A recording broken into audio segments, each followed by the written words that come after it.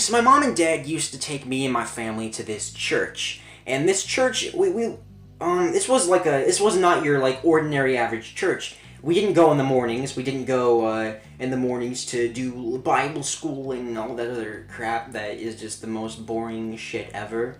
We went to this church on Thursday nights, and, like, we would, like, they'd give everybody food and stuff. It was like, yeah, dinner at a church. And it was for, like, poor people or just people that just enjoyed the service and wanted to come down and talk with people. And they'd have, like, sometimes they do dances for holidays and stuff. Like, they do these little Halloween parties and stuff. And actually, how me and Jakrispy became such good friends was because I remember, like, one of my fondest memories with Jakrispy was messing around with him in a Halloween party at a church thing. And that was hilarious. I might talk about that story someday with him, but I don't think there's anything really worthy of noting, except for we were just being a bunch of dicks. But back then, I think this was before I was actually talking to Jakrispy. Jakrispy.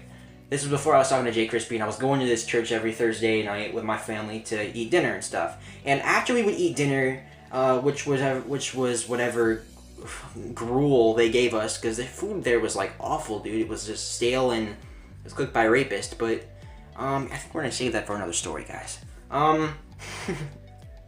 Foreshadowing. There's actually, like, there's actually 2 other stories about this church, I think. That's weird.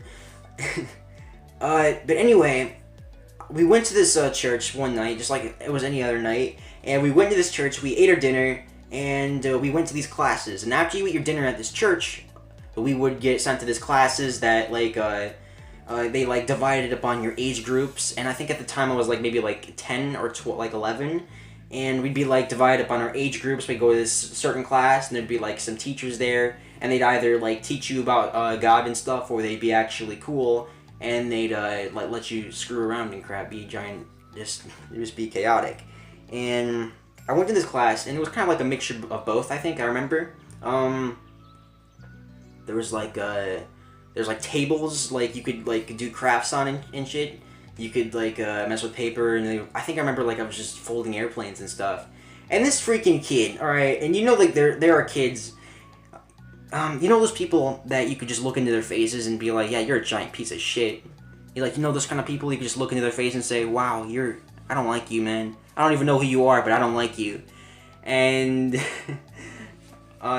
yeah, the blacks. Shake, shut up, fucking racist bastard. No, but, like, just, like, any person, you can just look at their face and just be like, yeah, I don't like you. I don't think I ever will like you, even if you're, like, someone who owns, like, a charity or something like that. I don't think I could ever like you just looking at your face. Yeah, there was this kid at this church that had that kind of face, and I just didn't like it. I wanted to punch him in the face. I'm pretty sure I have one of those faces too to some people, but yeah. I was doing crafts, I was just hanging around, minding my own business, and this dude, this dude comes underneath the table and whips my pants down. I think it, like, showed my dick, because he whipped my pants down and my boxers halfway down too. So my dick was shown in front of everybody. Everybody saw my dick, and I'm not gonna lie, I'm not gonna try to brag or anything, but I think everyone got a little bit angry at me, they got a little jealous. Nah, but seriously, I was like 9 years old, so everyone saw my dick, my fucking bald dick, and they all saw it, and everyone just started bawling laughing. I don't think that's the right term to use for it, but everyone just started laughing at me. I was so embarrassed, I pulled it up really quick. I think it was like it all happened in like a split second, but it was like one of the most embarrassing moments of my life. I was just sitting there like, oh no, oh God, please no. And the worst part about it was that after this dude freaking pantsed me, we're gonna call this kid, what's the most piece of shit name that you could ever name a child, a person? What's a giant dickbag name? We're gonna call this guy Riley. Yeah, Riley seems like a giant piece of shit name. Alright, so Riley decided to pants me. I'm naming him Riley for personal reasons. But Riley decided to pants me, and everyone laughed at me. And then what ended up happening was one of the teachers that were teaching the class, the teacher came up and he was like, Riley, did you pants this boy?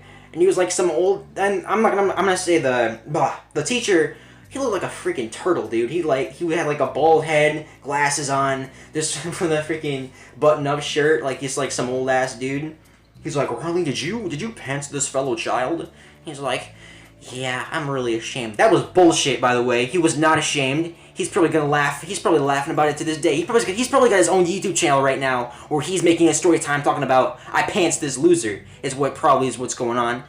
I still got some bottled up anger about it. I'm not gonna lie, but this kid gets let off with a warning because I think like the churches can't really do shit if anyone misbehaves, but like besides get their parents or anything. But I'm pretty sure this kid's parents didn't like give a shit about him, and that's why he's such a dick. But this kid pantsed me, and the teacher's like, yeah, you know what, you better apologize to that boy right now. And the dude comes up, he's like, oh, I'm sorry, fellow. I'm like, you dumbass, you faggot. But I didn't have that vocabulary as such a little kid, so I was just like thinking to myself, you bagingle bob, how dare you.